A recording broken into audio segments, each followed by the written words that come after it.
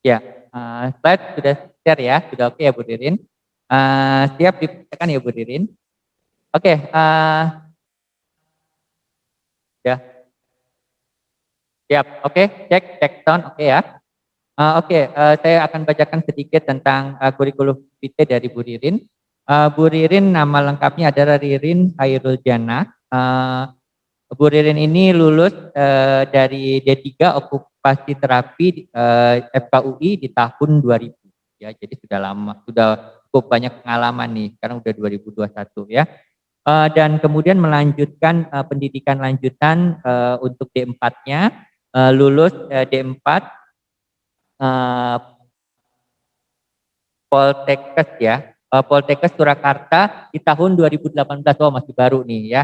Jadi untuk alih jenjang ya, okupasi terapi ya. Oke, jadi Bu Ririn ternyata mengambil kehususan lagi nih. Kemudian sekarang ini Bu Ririn praktek ya sebagai tentu terapis okupasi.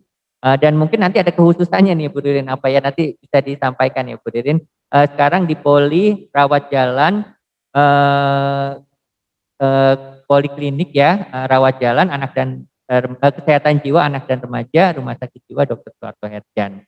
Nanti kalau untuk kontaknya nanti bisa by Japri aja.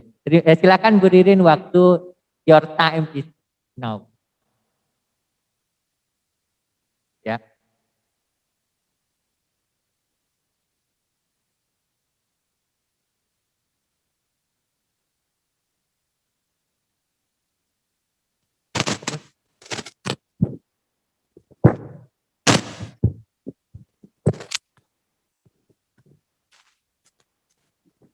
Oke, tes on dah. Oke, terima kasih Dr. Isa tadi sudah menyampaikan kurikulum PT saya. Ya, Bismillahirrahmanirrahim. Assalamualaikum warahmatullahi wabarakatuh. Saya ucapkan salam lagi. Baik, untuk kesempatan saya pertama kali mengucapkan terima kasih kepada Dr. Isa karena telah memberikan kesempatan kepada saya selaku okupasi terapis ya, yang nantinya akan mencoba memaparkan sedikit mengenai peran terapi okupasi sesuai dengan judul pada manajemen emosi dan perilaku pada aktivitas keseharian anak ya, karena saya lebih fokus di anak juga, tapi nanti tetap saya akan sampaikan peran orang tua dengan kondisi toxic parent. Oke, langsung saja slide next slide. Untuk memulai materi hari ini saya mencoba memperkenalkan diri, mungkin masih ada yang belum kenal apa itu okupasi terapi, jadi saya mencoba memaparkan sedikit mengenai apa sih okupasi terapi. Saya ambil dari peraturan Menteri Kesehatan tahun nomor 548 tahun 2007 mengenai apa itu okupasi terapi, yaitu kami adalah profesi kesehatan di mana bentuk pelayanan kesehatannya pada masyarakat yang mengalami gangguan fisik ataupun mental atau kedua-duanya dengan menggunakan aktivitas bermakna atau okupasi kita sebutnya ya. Untuk meningkatkan tujuan akhirnya adalah kemandirian individu pada area aktivitas kehidupan sehari-hari, produktivitas dan pemanfaatan waktu luang dalam rangka meningkatkan derajat kesehatannya di masyarakat. Next slide. Untuk kasus-kasus yang kami tangani sebenarnya sangat beragam karena dengan ruang lingkup area untuk kemandirian ya, jadi berhubungan dengan kinerja okupasional dalam gangguan pada aktivitas kehidupan sehari-hari. Mungkin kalau pada anak-anak bermain, sekolah itu termasuk aktivitas produktivitas dan juga pemanfaatan waktu luang. Dan gangguan-gangguan yang kami temui utamanya adalah komponen kerja okupasional adalah gangguan pada fungsi sensorik, persepsi, motorik, kognitif, interpersonal dan juga spiritual. Jadi lumayan banyak banget area yang sebenarnya bisa kita sentuh di situ ya. Oke, next slide. Kami bekerja otomatis karena berhubungan dengan kesehatan, pastinya di pelayanan kesehatan, bisa juga kami di pusat rehabilitasi sosial atau ketergantungan narkotika, psikotropika dan zat aktif lainnya atau NAPTA. Kami juga berada di sekolah, terutama sekolah-sekolah yang menerima anak-anak dengan kebutuhan khusus ya. Ataupun yang sekarang banyak muncul itu adalah klinik-klinik okupasi terapi ya, klinik tumbuh kembang anak dan yang lainnya. Oke, Oke, selanjutnya. Nah, peran kami adalah melaksanakan praktek ya. Kita memang karena profesi kesehatan tentunya kita punya kompetensi untuk melakukan praktek okupasi terapi dan berwenang untuk melakukan pelayanan okupasi terapi yang meliputi pengembangan, pemeliharaan, dan pemulihan tentunya aktivitas kegiatan sehari-hari, produktivitas, dan pemanfaatan waktu luang. Dan juga kita bisa membantu dalam rangka misalnya menunjang untuk ke aktivitas yaitu memfungsikan peralatan atau alat bantu tertentu jika dibutuhkan pada klien. Itu ya, lanjut. Banyak sekali mungkin kalau dibacakan saya nanti waktunya habis, tapi yang pasti kinerja okupasional kami karena tadi meliputi area fisik, ya kognitif, interpersonal, sampai dengan mental spiritual, tentunya banyak sekali kasus-kasus yang kami tangani, terutama kalau di Rumah Sakit Jiwa Suharto Herjan, dan mungkin kalau Dokter Ista sampaikan saya lebih banyak berhubungan dengan anak dan remaja ya tentunya. Jadi problem-problem yang tadi di judul sudah disampaikan masalah perilaku dan emosi tentunya adalah sesuatu yang kami sehari-hari dapatkan ya di Poli ya. Oke, selanjutnya. Next lagi. Lanjut Mbak. Next. Nah, mungkin tadi saya sudah perkenalkan secara singkat mengenai siapa sih okupasi terapi dan apa perannya dalam rangka mendukung atau menunjang seseorang atau individu yang mengalami masalah okupasi ya. Nah di sini mungkin saya sebagai okupasi terapis mungkin mencoba mengangkat satu metode atau pendekatan yang kami punya dalam keilmuan okupasi terapi yang terkait dengan problem manajemen emosi dan perilaku pada anak ya dengan kondisi toxic parent. Di sini saya menggunakan nama pendekatannya atau metodenya adalah Model of Human Occupation. Model of Human Occupation biasa kami singkat dengan MOHO ya. Dimana kenapa kami menggunakan MOHO?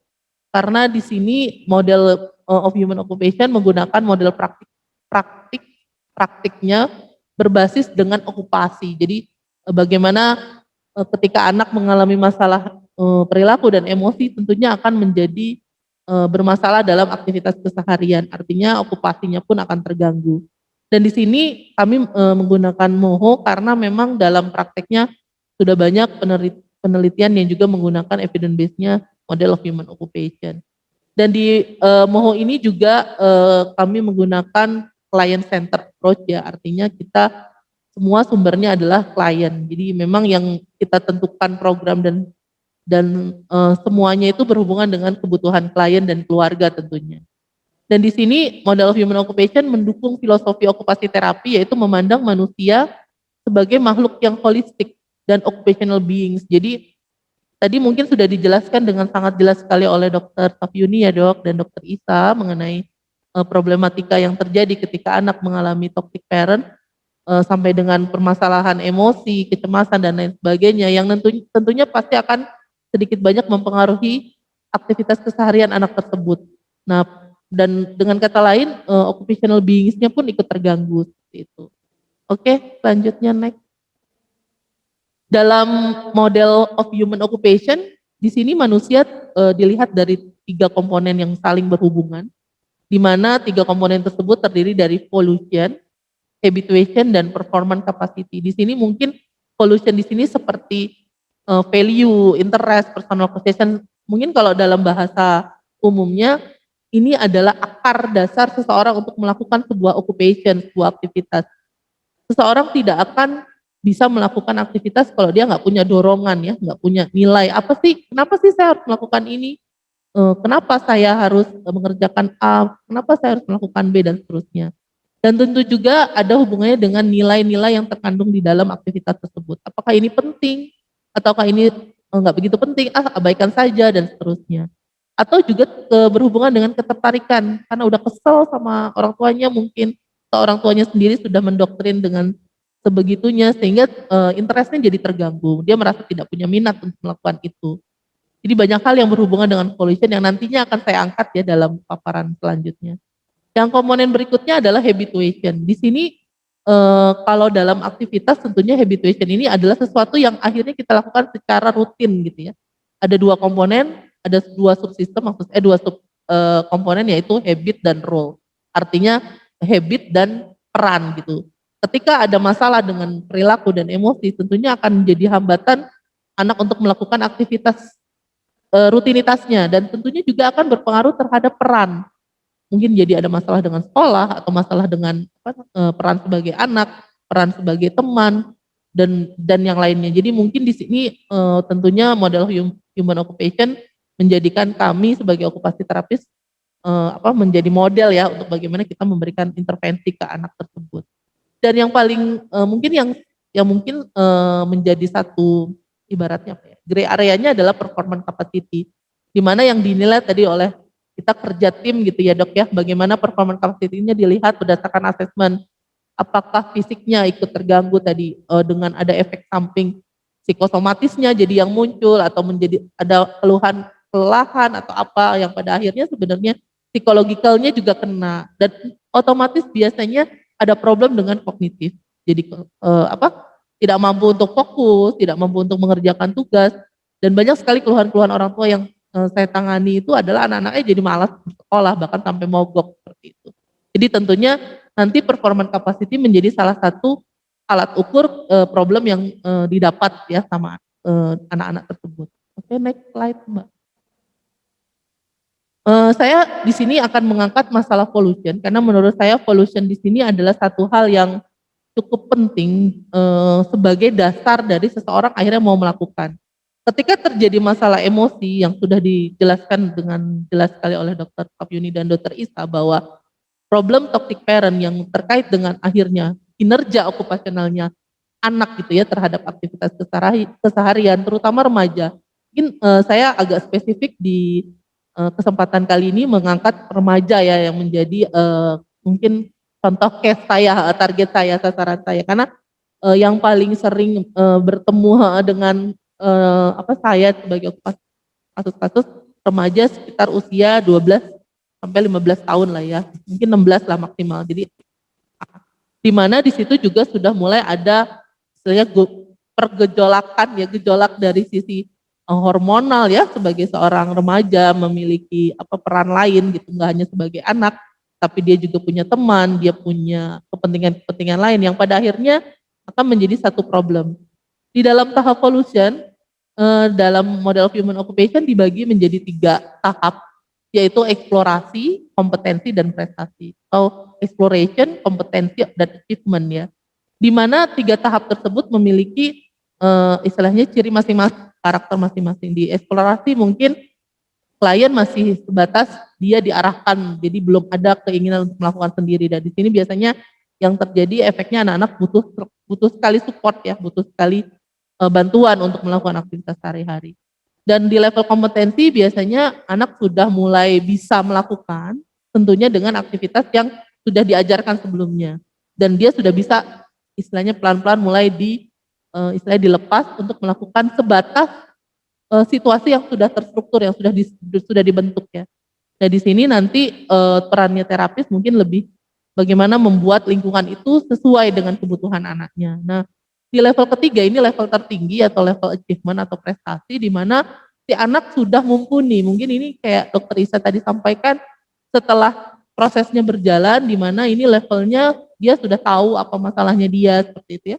Dia sudah bisa mengidentifikasi, menyadari, awareness-nya udah muncul, dan pada akhirnya dia bisa menguasai dan mampu melakukan problem solving terhadap apapun tantangan yang dihadapi. Nah disinilah memang tujuan PR-nya nanti ke sana, tujuannya akhirnya ke sana.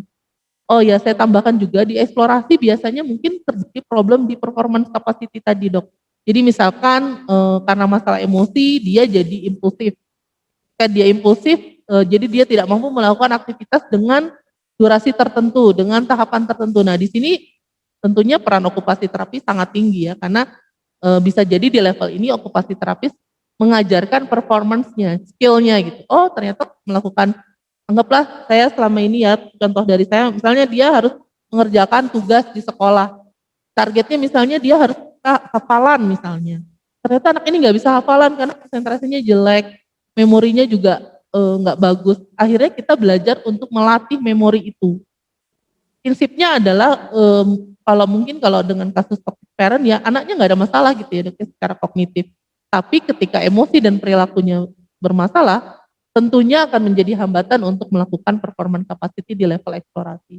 Jadi di tahapan evolution ini sekaligus nanti okupasi terapi akan mengidentifikasi level mana nih anaknya. Apakah ini masuk level explore, masih perlu banyak hal yang kita harus ajarkan atau harus arahkan, atau dia sudah masuk kompetensi tapi masih tetap dimonitoring gitu. Dan nantinya tentunya tujuan akhirnya adalah prestasi seperti itu. Oke, next. Nah, jadi tadi sudah disampaikan tahapan perubahannya. Jadi kita ketika level tertingginya tadi yang paling puncaknya adalah prestasi, di situ sudah anak sudah punya tanggung jawab, dia sudah mencari tantangan sendiri dan pada akhirnya sudah punya planning gitu ya Dok ya. Planning ketika situasi itu akan terjadi lagi atau mungkin problem itu akan terjadi lagi atau mungkin ketika stresor gitu saya bilangnya ya. Situasi yang keluarga itu ya mungkin ya mudah-mudahan kan nanti kan kerjanya bareng nih.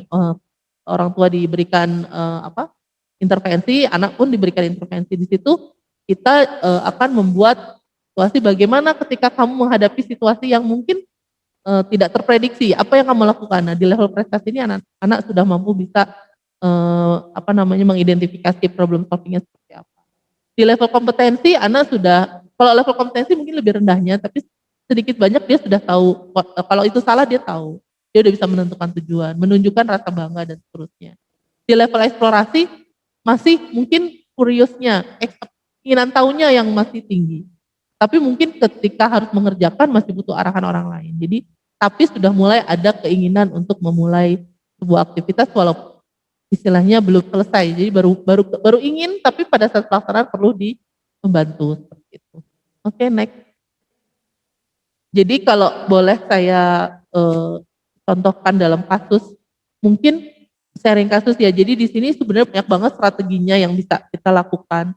Mungkin diawali tadi saya sudah sampaikan mulai mengidentifikasi si anak ini di fase mana gitu ya dalam tahapan evolutionnya. Jadi pendekatan mungkin kita kayak mix juga ya. Jadi MOHO ini atau model of human occupation sebagai backgroundnya dasar dari penentuan nanti levelnya mana. Tapi nanti pada saat penerapan program tergantung kebutuhan anak. Banyak yang terjadi pada saat saya punya klien usia 12 tahun dengan problem game addicted ya, game only addicted, pasca rawat inap terjadi problem emosi dan perilaku ketika pulang ke rumah anak selalu menuntut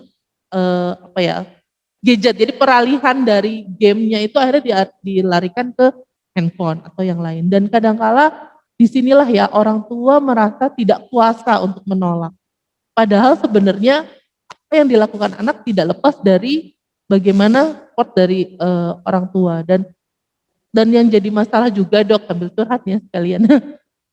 Kadang-kadang ketika anak ini sudah fase masalah tadi emosi dan perilaku, seringnya yang kita temui anak-anak ini juga ada masalah yang berhubungan dengan aktivitas fisik nih Dok.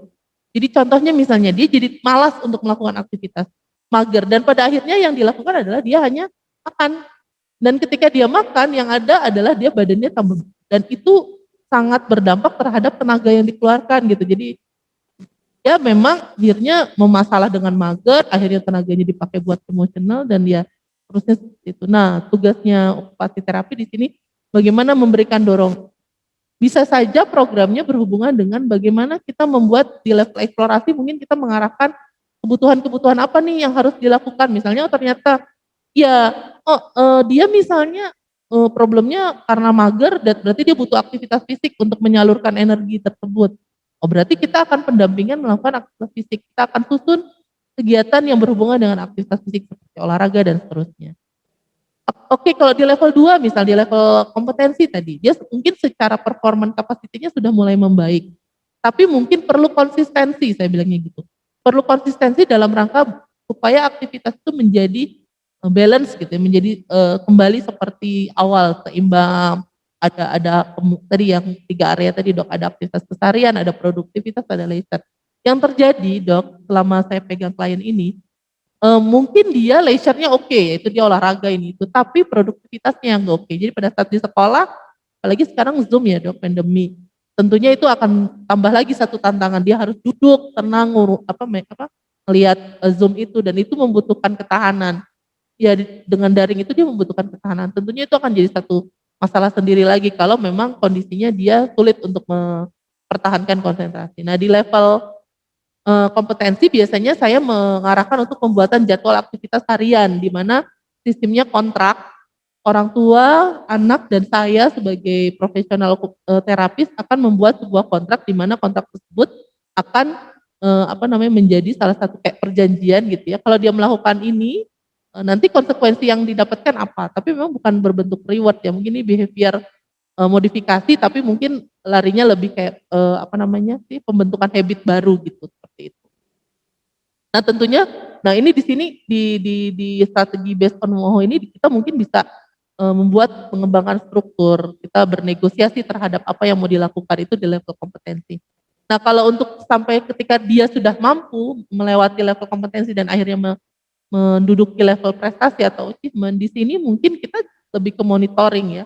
Jadi apa yang sudah dia punya, kita tinggal lihat, yang belumnya apa, kita akan lakukan pembinaan. Jadi sifatnya okupasi terapi sebagai fasilitator dan environmental manager. Jadi manajernya si anak nih kira-kira dia butuhnya apa, negosiasi sama orang tua dan anaknya, akhirnya kita memberikan sesuatu yang sesuai dengan kebutuhan tanpa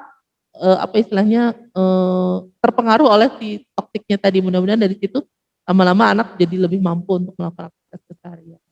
Next. Nah, di sini banyak sekali yang bisa dilakukan. Tadi saya bilang keterampilan-keterampilan yang harus dimiliki berdasarkan MOHO. Ini memang okupasi terapi mungkin terlihat seperti mengajarkan pekerjaan, mengajarkan kerja gitu. Tapi mungkin aktivitas yang dijadikan modalitas kami adalah aktivitas yang sudah dimodifikasi gitu dok, sedemikian rupa sehingga anak ini nggak langsung, saya bilangnya gagal berpikir sebelum bertindak. Jadi planningnya panjang, lebar, tapi ketika melakukan, nggak jadi deh, capek, saya nggak bisa, dan seterusnya. Nah di sini OT berperan bagaimana bisa istilahnya mengidentifikasi kebutuhannya tanpa dia merasa tidak mampu sebelum melakukan. Jadi memang harus didesain gitu ya. Aktivitasnya di-create, aktivitasnya harus tepat sasaran. Tantangannya tidak terlalu tinggi tapi juga tidak terlalu rendah. Dan ini memang sangat individual banget setiap anak tuh ini, dan kita merangsang aksi partisipatifnya dok. Kadang-kadang anak tadi seperti yang Dokter Safyuni kalau nggak salah sampaikan, ada rasa ketergantungan ketika toxic parent itu anak jadi merasa tidak nyaman ketika di luar dari zona nyamannya. Dia akan merasa insecure, merasa nggak percaya diri, merasa ini. Nah di situ okupasi terapi bisa membantu mensupport bagaimana caranya membuat anak ini lebih memiliki self esteem yang tinggi. Kita kembangkan dengan misalnya tadi interestnya, hobinya apa, kira-kira dia pernah punya prestasi apa di bidang olahraga kah atau di bidang seni. Jadi di asesmen lagi apa sih asetnya dia selama ini, potensinya dia tuh sebenarnya selama ini.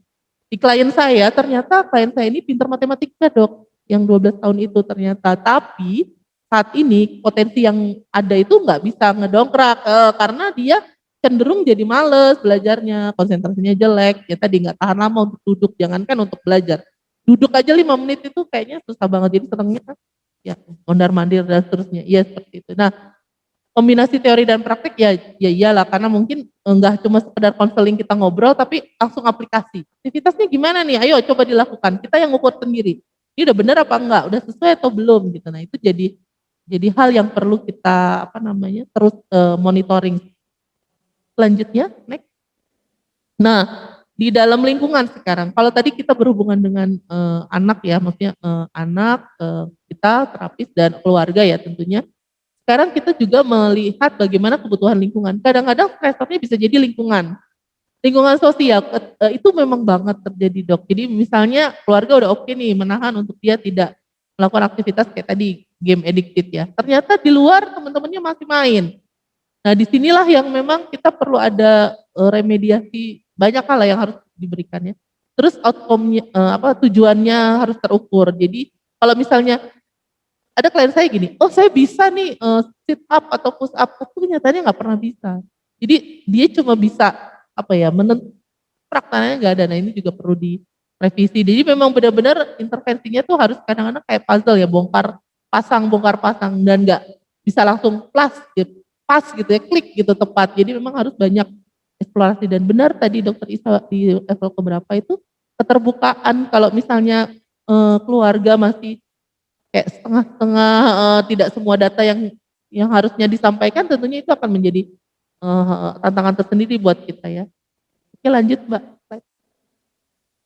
Nah di sini mungkin saya sedikit peran orang tua karena sebenarnya orang tua sebenarnya udah di-counseling di dalam family therapy dan mungkin saya juga bisa ada di situ sebagai bagian dari tim gitu ya. Nah di sini mungkin karena nanti kegiatannya anak ini di rumah, tentunya sebagai okupasi terapis nggak bisa selalu ada kan, tentunya nanti perlunya peran orang tua. Nah mungkin yang perlu sangat digarisbawahi adalah bagaimana mengubah pola orang tua ini dok. Jadi memang tadi dalam menyamakan persepsi mengenai apa yang seharusnya diberikan ke anak, even itu cuma sekedar menjelaskan sesuatu atau berbicara dengan anak aja kadang-kadang mungkin perlu kita bahas bareng-bareng. Suara yang agak tinggi aja persepsi ke anak tuh bisa jadi ini lagi marah ya, pasti marah nih. Intonasi suaranya aja bisa mempengaruhi persepsi anak terhadap si orang tua. Jadi memang benar-benar nanti kita sepakati bagaimana orang tua sebagai manajer, tapi tidak direktif ya, maksudnya selalu menyuruh, selalu meminta anak melakukan sesuatu, tapi bagaimana sebagai partner. Saya maunya ini, oh nggak bisa adanya ini, gimana caranya? Dapat titik temunya baru dilakukan. Nggak hanya anaknya yang mendominasi atau nggak hanya orang tuanya, tapi sama-sama. Dan juga orang tua ini juga menjadi stabilitas program. Maksudnya gini, dalam hal konsistensi. Jadi ini kan pembentukan pola baru ya. Tadinya mungkin toxic parents itu biasanya kan berlangsung nggak mungkin baru sebentar ya, pasti dari kecil. Pola yang akan kita bentuk ini kan bukan pola yang sebentar, jadi perlu konsistensi. Makanya nanti sebagai orang tua kita butuh untuk membantu konsistensi. Jadi kalau misalnya kita bilang ini oke, orang tua pun harus sama gitu. Atau sebaliknya ketika ini kita bilang tidak, orang tua jangan. Dan ini sangat tantangannya sangat banyak gitu ya dok ya. Dan kadang orang tua suka nggak mampu dan merasa kewalahan karena biasanya anak beda ya dengan terapis sama dengan orang tua tuh punya perilaku yang berbeda. Pastinya akan menjadi evaluator, membantu mengevaluasi, oh ternyata ini masih belum bisa nih, anaknya belum mampu, atau juga sebagai motivator untuk mendorong anak mau melakukan. Oke, slide sedikit lagi. Slide 2, slide terakhir. Prinsip intervensinya bahwa dalam melakukan intervensi kami melihat seorang anak atau seorang individu itu unik, nggak bisa sama satu dengan lainnya. Nah, kami selalu mempertimbangkan kebutuhan individu dan respon anak terhadap program yang diberikan. Jadi kita karena client center kan nggak mungkin hanya persepsi kita dan orang tuanya mungkin, tapi anaknya sendiri bagaimana merespon program yang diberikan. Terus ada istilah just right challenge. Jadi tantangannya memang harus kayak fresh gitu. Nggak bisa ini tantangannya buat besok aja deh atau tantangannya kemarin kita pakai lagi hari ini nggak bisa. Mesti harus pas hari ini masalahnya di sini dan tantangannya seperti apa itu harus dikondisikan sesuai dengan kebutuhannya. Fokus untuk memperbaiki faktor apa yang menyebabkan gangguan emosi dan perilaku. Jadi kita memang harus memperbaiki semuanya. Nah, terus ada gradasi tadi dok. Tadi kan kita untuk ningkatin level ada gradasi yang tadinya mungkin masih eksploratif, kita naikin pelan-pelan jadi kompetensi. Naikin lagi akhirnya menjadi achievement atau prestasi. Dan ini juga harus selalu melihat respon terhadap tantangan dalam lingkungannya itu. Apakah lingkungannya saat ini mendukung atau malah menjadi penghambat. Selanjutnya slide terakhir. Nah terus berikan stimulasi tadi ya saya bilang sesuai dengan level kompetensinya. Jangan terlalu tinggi juga jangan terlalu kerendahan. Kalau kerendahan anak menyepelekan, gampang ya udahlah nanti aja. Atau terlalu tinggi, aduh sulit banget kayaknya susah deh mendingan gak usah ngerjain. Nah sering banget kayak gitu. Jadi memang kita harus mendorong partisipasi anaknya. Jadi bukan kita ya yang melakukan. Seringkali orang tua tuh suka nggak sabaran ya udah deh sini dibantuin dikerjain. Nah ini juga membuat anak menjadi merasa oh ya udah nanti juga dibantuin sama mama ya saya kayak gitu. Dan beri aktivitas dan tantangan yang adaptif tadi yang saya bilang sesuai dengan kebutuhan anak agar proses pengolahan emosi dan perilaku menjadi otomatis. Maksudnya otomatis itu muncul dari dirinya sendiri ya, bukan dari orang lain. Jadi goal directed activity, not drilling. Yang terakhir fokus terhadap inner drive dan self direction. Jadi benar-benar itu muncul dari dorongan dalam diri dan akhirnya membuat seorang anak itu mampu melakukan dengan kemampuan yang ada dalam dirinya. Jadi memang ini sesuatu yang tidak mudah kalau menurut saya sangat abstrak sekali dan ini perlu kerja tim ya. Jadi dengan kata lain apapun yang sebenarnya kita lakukan semuanya harus tim dok. Itu saja mungkin dari saya dok. Terima kasih dokter Isa atas waktu dan kesempatannya. Saya kembalikan lagi ke dokter.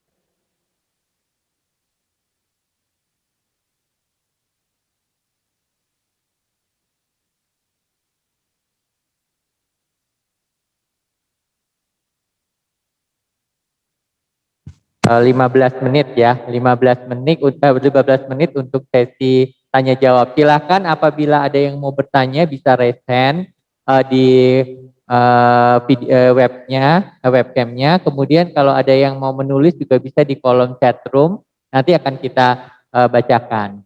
Silakan dan juga sebelum mengajukan pertanyaan disebutkan berasal dari mana dan daerah mana. Silahkan bisa dimulai. Mungkin dari administratif bisa disampaikan Bu yang sudah ada chat pertanyaan boleh disampaikan ke saya.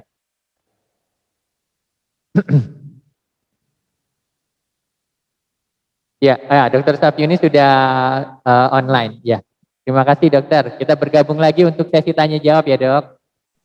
Bu Ririn juga siap ya. Ya.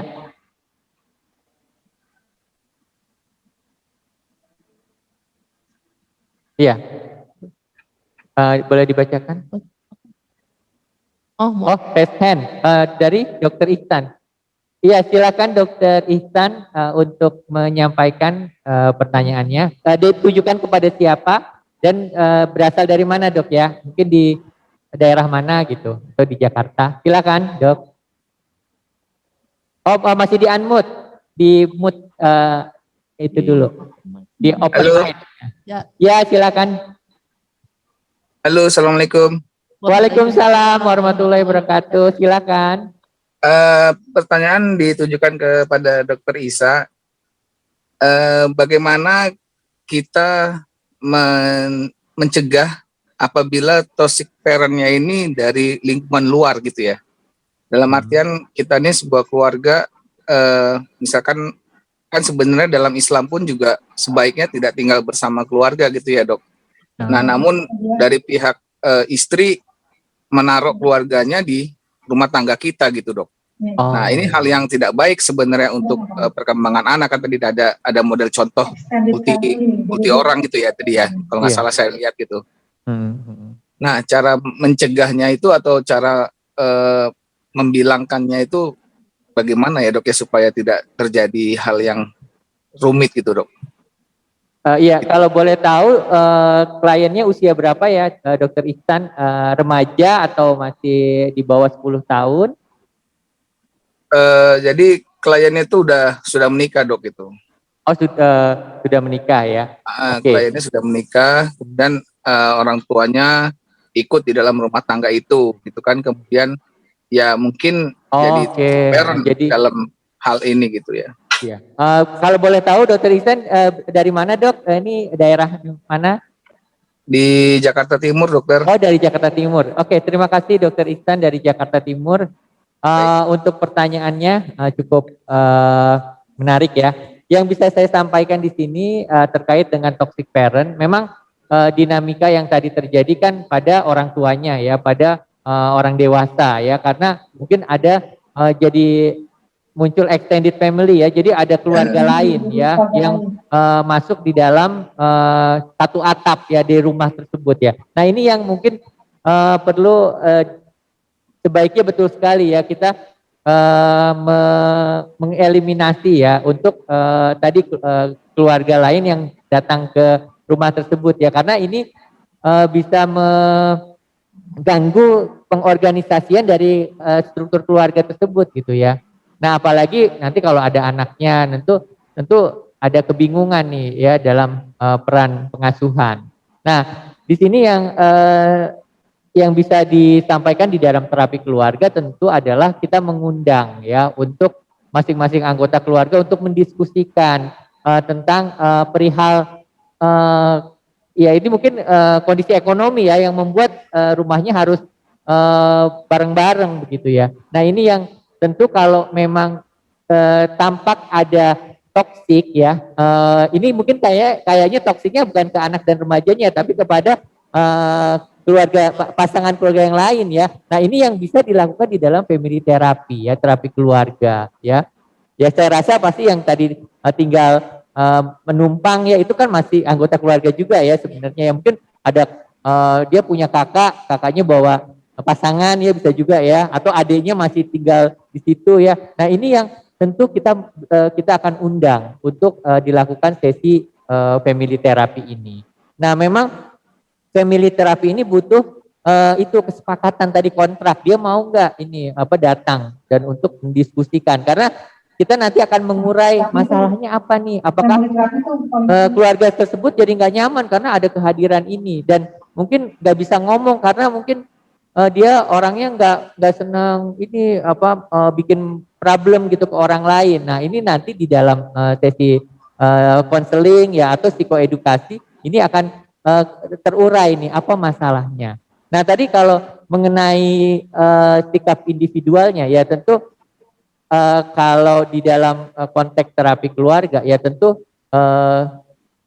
kita undang dulu dok untuk sesi tersebut, dan kita speak up ya, membicarakan apa adanya. Mungkin aku nggak nyaman ada keluarga ini gitu ya, karena aku kan pengennya juga mandiri gitu ya. Nah, itu nanti kita akan cari identifikasinya itu solusinya yang mana yang paling tepat, misalnya poin 1, poin 2 atau poin 3, tapi dengan kesepakatan. Mungkin oh ya udah deh mungkin yang menumpangnya bisa nanti solusinya ada rumah kontrakan di sebelahnya ya, atau rumahnya mohon maaf misalnya ya di split gitu, dibagi 2 gitu ya, ada yang satu memang ada pembatasnya gitu untuk solusinya. Tapi sekali lagi sih memang dinamika keluarga ini ya sebaiknya memang terpisah ya, harus ada kemandirian ya dari masing-masing, dan karena kan kalau udah ada keluarga inti, nanti ada keluarga inti yang lain jadi malah kebingungan juga nanti di dalam anak-anaknya. Ya, seperti itu dok. Yeah. Mungkin dari saya seperti itu. Mungkin dari Dr. Safyuni dok terkait lingkungan yang disfungsional, tapi ini antara 2 keluarga dok, tinggal satu atap dok. Silakan Dr. Safyuni, mungkin ada masukan. Iya, saya rasa sama ya dok, seperti Dr. Isa katakan tadi ya, memang dibutuhkan juga ketika untuk family terapi itu komitmen dari kebersamaan dari keluarga. Jadi harus didiskusikan ya, yang terbaik seperti apa. Kemudian juga memang sebaiknya sih memang mempunyai untuk keluarga masing-masing tadi ya, tadi seperti Dr. Isa dipisahkan ya, kan beda lagi. Seperti itu. Saya rasa seperti itu. Ya dok, sudah dok, Dr. Isa. Iya, terima kasih Dr. Safyuni. Ya. Ada lagi dari chat room atau dari secara langsung live bisa langsung raise hand, silahkan. Mungkin dari admin boleh mencatat kira-kira ada pertanyaan-pertanyaan yang perlu karena ini tappingnya agak jauh ya, monitor sama kami di mejanya. Jadi kami akan dibantu untuk coba dibaca ya. Ada yang terakhir ya. Ada saran atau tips bagaimana menyadarkan atau mengedukasi orang tua bahwa mereka itu termasuk toxic parent untuk anaknya. Tapi persepsi orang tua tersebut merasa bahwa tindakannya baik-baik saja. Ini dari Ibu siapa ya? Hafida. Ibu Hafida. Ya, Ibu Hafida, terima kasih atas pertanyaannya. Artinya di sini saya coba jawab dari aspek terapi keluarga aja ya. Memang di sini kan ada individu yang nggak menyadari gitu ya kalau dirinya tuh udah toksik gitu ya, mungkin ya kalau dari persepsi masing-masing atau keluarga kayaknya udah nggak nyaman, insecure gitu. Ih kamu kok begitu gitu ya, tapi dia nggak nyadar diri gitu. Nah ini mungkin akan kita tawarkan untuk sesi terapi keluarga, kan dihadirkan semua, jadi kita urai benang kusutnya di mana gitu ya. Nanti di situ kadang-kadang suka nyari kambing hitam, iya aku mah nggak salah, padahal dia mungkin yang maaf misalnya punya psikopatologis gitu ya, mungkin kepribadian atau ada hal-hal yang terkait dengan masalah emosinya gitu ya, karakternya. Ya ini tentu bagaimana tadi cara menyampaikannya, ya sekali lagi kalau mau dalam koridor sesi terapi keluarga ya kita undang, kita tawarkan, ya udah yuk kita datang ke konsultasi atau mencari bantuan bantuan psikologis ke misalnya ke psikolog juga boleh gitu ya, psikolog klinis atau psikolog keluarga atau dokter umum untuk untuk misalnya konsultasi. Tapi kalau misalnya perlu sesi terapi keluarga, karena ini biasanya di rumah sakit rujukan yang lebih levelnya lebih tinggi, ya bisa ke konsul ke psikiater ya. Itu jadi bisa. Di sini kami menyediakan layanan untuk family therapy ya. Jadi silakan bisa berkontak dan nanti kita akan atur jadwalnya dan sesinya akan ada beberapa session gitu. Mungkin dari Dr. Safiuni di dewasa dok bisa dijelaskan family terapinya dok. Oh iya, tapi ini kali tadi pertanyaannya karena ini dari ruang chat sendiri ya, dia tidak menyadari kan, tidak menyadari kalau itu dia merupakan toxic parents ya kan. Nah, jadi memang perlu pendekatan ya untuk seperti pasien-pasien seperti ini untuk disadarkan bahwa memang diperlukan terapi. Jadi memang sekali lagi sebenarnya kayak sekarang ini sih sebenarnya banyak banget ya kita bisa menggunakan bisa pasien langsung datang ya kan, bisa online misalkan dengan dia kesibukan masing-masing. Yang penting untuk pertama kali kita memang harus mengassessment dulu ya, kita mengevaluasi seperti apa masalahnya. Karena kalau tidak dari dianya sendiri memang juga agak lebih susah ya kita menginikan ya untuk menterapinya. Ya. Mungkin dari Bu Ririn ada dari aspek okupasional nih, ibu orang tuanya tidak menyadari kalau dia toksik. Ya, kalau mungkin gini, saya pernah ada kasus penyuluhan gitu, bukan penyuluhan, itu edukasi di grup umum gitu ya dok. Waktu itu saya diminta teman penyuluhan di PAUD. Jadi di sana audiensnya adalah orang tua murid gitu ya dok ya. Nah memang kalau memang langsung ke orang tuanya biasanya memang orang tua pasti denial ya, karena sebagai orang tua pasti istilahnya self esteemnya nggak mungkin mau mengakui gitu. Biasanya ego. Biasanya kalau saya melihatnya di perilaku anaknya gitu. Jadi biasanya apakah anaknya misalnya ya tadi ada cepat emosi atau mungkin problem perilaku, apakah mudah tantrum, atau misalnya biasanya ada pola di mana anak ini sangat bergantung dengan orang tua. Saya bilangnya kayak manipulatif gitu. Jadi kalau misalnya minta sesuatu dia harus diberikan misalnya seperti itu. Nah kadang-kadang mungkin introspeksinya mungkin nggak langsung ke orang tua, tapi kok bisa anaknya seperti ini gitu. Maksudnya saya biasanya menyinggung dengan apakah ada problem perilaku pada anak gitu, ataukah ada masalah-masalah yang berhubungan dengan tumbuh kembang biasanya kayak gitu. Nah di situ kadang-kadang kan biasanya orang tua fokusnya ke anaknya ya, oh anak saya ini memang ada masalah, nggak ada masalah, kok terlambat ya, kenapa ya, kok padahal saya udah berusaha melakukan yang terbaik gitu, tapi kenapa anak saya kok begini. Nah biasanya menyentuhnya dari situ dok saya, jadi dari anak. Terus saya bilang faktor-faktor yang menyebabkan tumbuh kembang anak biasanya dipengaruhi oleh stimulasi misalnya salah satunya. Nah, stimulasi itu bisa jadi karena misalnya kesempatan anak untuk melakukan aktivitas yang seharusnya dia bisa lakukan seringnya dibantu misalnya kayak gitu. Nah baru di situ pelan-pelan. Jadi jarang sekali sih memang orang tua yang maksudnya langsung merasa, aduh saya nih toksik ya, jarang sekali langsung. Biasanya memang perlu kayak eksplorasi mendalam dulu ya untuk sampai pada akhirnya insight-nya keluar bahwa oh ternyata masalahnya di saya ya. Gitu. Menyadarinya akhirnya gitu. Jadi pendekatannya sih lebih kayak gimana anaknya, perilaku anaknya, apakah anaknya ada masalah atau mungkin ada keluhan atau apa. Ya buat kami para terapis, even itu cuma sekedar anaknya gampang ngambek gitu atau mudah sensitif, mudah baper gitu misalnya. Itu jadi sesuatu yang bisa kita explore lebih lanjut ya. Jadi kuncinya. Oke, terima kasih Bu Ririn. Mungkin ada lagi dari pertanyaan chatroom atau di raise hand. Kita masih punya waktu 5 menit lagi untuk sesi webinar ketiga dari Pijar Virtual 2021 ini yang ini merupakan agenda rutin yang merupakan kegiatan ilmiah dari Rumah Sakit Jiwa Dr. Soeharto Herdian Jakarta. Dari admin ada lagi Bu Meni mungkin?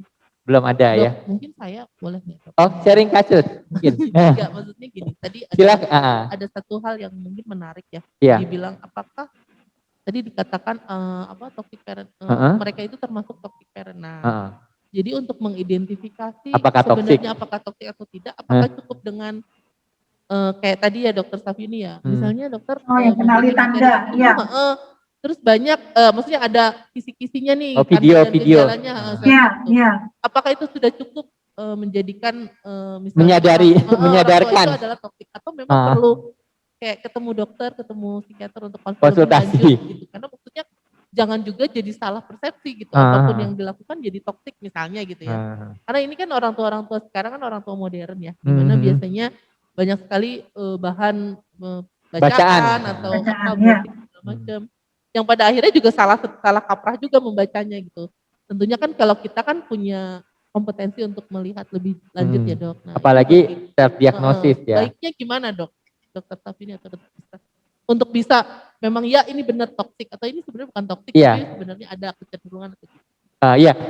Mungkin dari aspek kesehatan jiwa anak dan remaja ya, kita bisa menyediakan sebenarnya brosur-brosur ya, Bu Ririn, yang bisa dibaca gitu, terus bisa diakses di dalam website Rumah Sakit Jiwa Dr. Suharto Herjan ya, atau mungkin sharing artikel-artikel yang bisa membuka insight atau kesadaran bahwa oh ya aku kayaknya menyadari aku tuh seperti itu ya. Jadi lewat video-video ya, sekarang kan banyak lagi yang digital ini ya, mungkin kayak role play gitu ya, tentang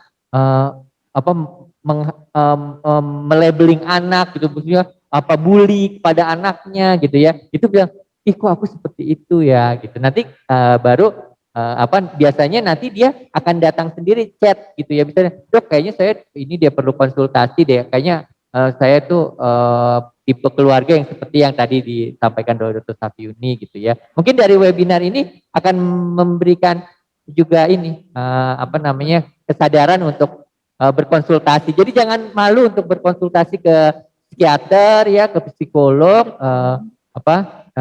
agar dapat solusi yang baik. Ya, gimana Bu Ririn? Ya. Dokter Safini izin ada pertanyaan lagi ya dok, boleh dok dibacain dulu dok. Ya. Ada pertanyaan buat Dokter Safini ya? Semua sih dok.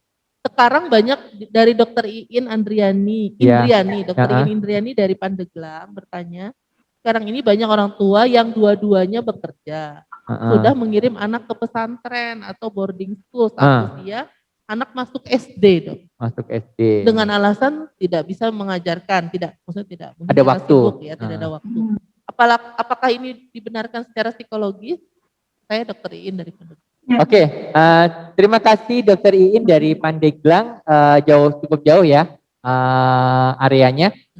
Saya coba menjawab dari aspek kesehatan jiwa ya. Ya sebaiknya tadi kalau misalnya disekolahkan ya kan lebih baik dia itu kan bersama dengan keluarga dulu ya, karena kan untuk tahapan perkembangan dia kan perlu role model dulu gitu ya, yang bisa kuat dulu penguatannya. Jadi kalau saya sih rasa ya, kalau untuk sekolah lebih baik itu setelah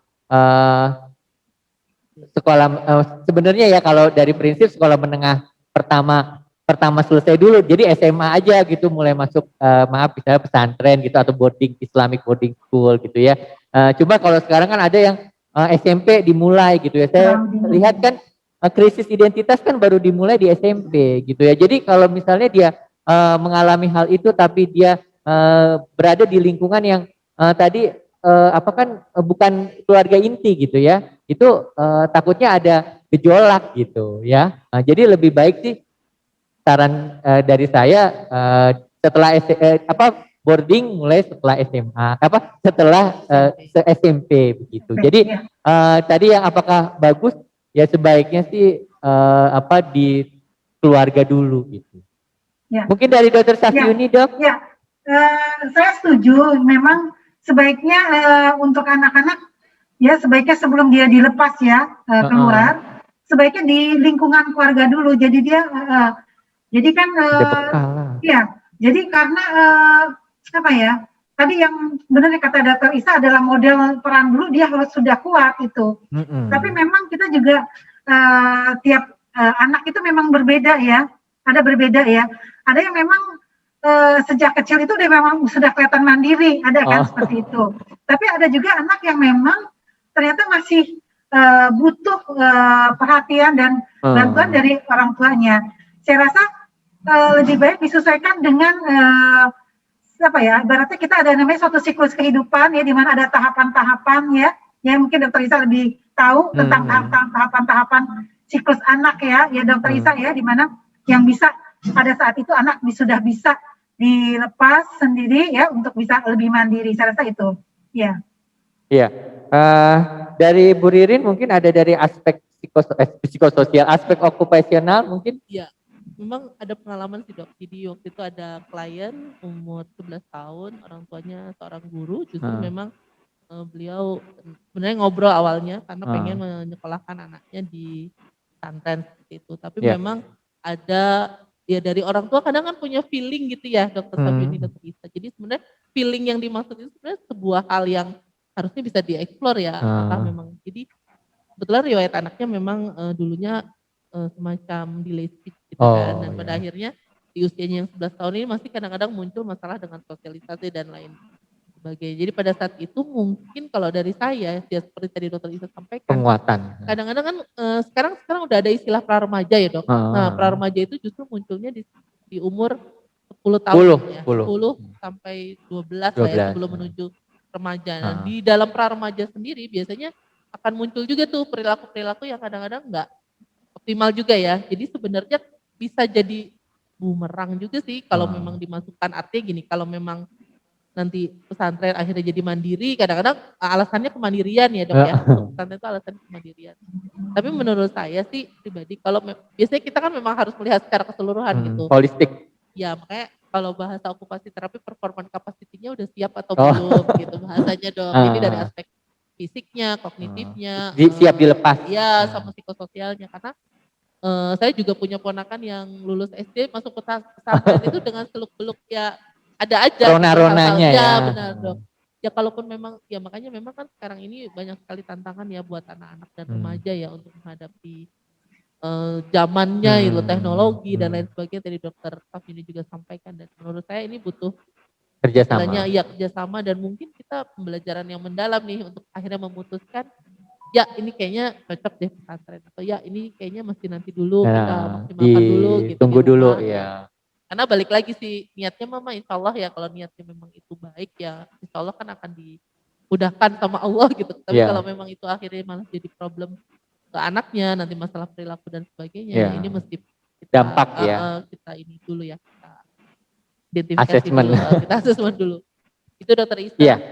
Ya, terima kasih dari Dokter Sabiuni juga tadi sudah menjawab ya, dari Bu Ririn juga sudah. Luar biasa sekali ya pertanyaan-pertanyaan yang dari chatroom dan raise hand ini. Kita bisa banyak belajar dari tadi dinamika kasus-kasus yang muncul. Saya rasa karena waktu yang sudah lebih 3 menit ya, karena kita punya protokol sampai jam 15, jam 3 sore. Jadi saya mohon maaf apabila ada beberapa pertanyaan tambahan yang belum dijawab, tapi nanti bisa kita coba, karena ini di recording ya, kita akan nanti sampaikan kepada narasumber yang ditujukan gitu ya. Untuk closing statement dari saya sebagai kesimpulan ya, bahwa toxic parent ini bisa saja dijumpai pada masyarakat, khususnya saat ini di masyarakat perkotaan, karena banyak sekali hal-hal yang bisa mempengaruhinya. Walaupun sebenarnya aspek ini tidak hanya bisa dilihat dari anaknya, tapi orang tuanya dan juga tadi lingkungan sosial ya. Sehingga hal yang bisa kita berikan bentuknya bisa dengan konsultasi pada profesional kesehatan jiwa yang memiliki rumah sakitnya itu layanan terapi keluarga, dan juga tadi ada terapi okupasional ya. Jadi ini bisa sangat komprehensif ya. Jadi kita sifatnya holistik. Jadi tim multidisipliner, tapi jangan lupa juga polidewasanya nih. Karena kan biasanya awal-awalnya tentu orang tuanya dulu yang datang untuk berkonsultasi ke polidewasa. Jadi Dokter Sabiuni, saya di Poli Jiwa Anak, dan juga Bu Ririn di instalasi Keswa Anak khusus okupasional, ini bisa berkolaborasi. Saya rasa demikian dari agenda webinar seri 3 Pijar Virtual 2021 ini. Terima kasih sekali lagi atas perhatiannya. Saya akhiri dengan mengucapkan alhamdulillahirabbil alamin. Wassalamualaikum warahmatullahi wabarakatuh. Terima kasih Bu Ririn, terima kasih Dr. Safiuni untuk waktunya. Bye bye. Oke. Terima kasih semua. Sampai jumpa di virtual webinar seri 4 bulan depan. Ya, assalamualaikum. Waalaikumsalam.